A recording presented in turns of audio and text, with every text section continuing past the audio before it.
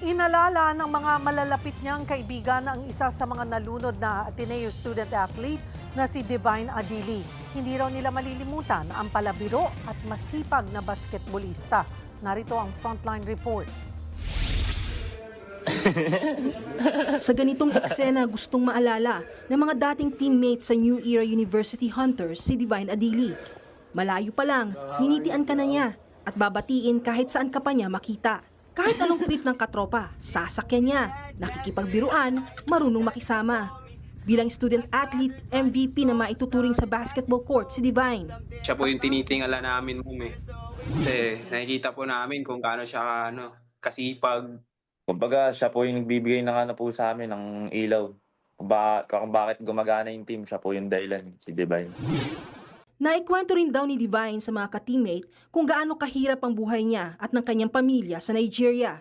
Nabanggit niya lang po dati na yung kapatid niya po is parang kagaya niya din po sa Mali, nakikipagsapalaran din po. Once a year lang din daw po umuwi. Proud coach naman si Coach Dan na sa loob ng 2 taon nakasama si Divine. Divine is truly a great athlete, no? Mabait na bata, no? Palaging nasa ensayo. Wala talaga kang problema pagdating sa ensayo.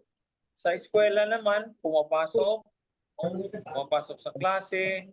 Model athlete talaga, student athlete. At kung mahiling man sila, yan ay makita sana sa huling pagkakataon ang kanilang kaibigan, katropa, ang star athlete na maituturing na malaking kawalan sa basketball community. For me and the players, no, ang andyan ngayon, ang wala dyan, all we're asking is for us to see Divine and give our last respect, to say goodbye. To say goodbye to him. Sana mabigyan kahit konting panahon.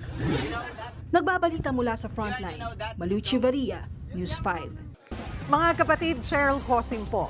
Maging maalam at may pakialam sa mga napapanahong issue at headlines. Mag-follow at mag-subscribe na sa social media pages ng News 5.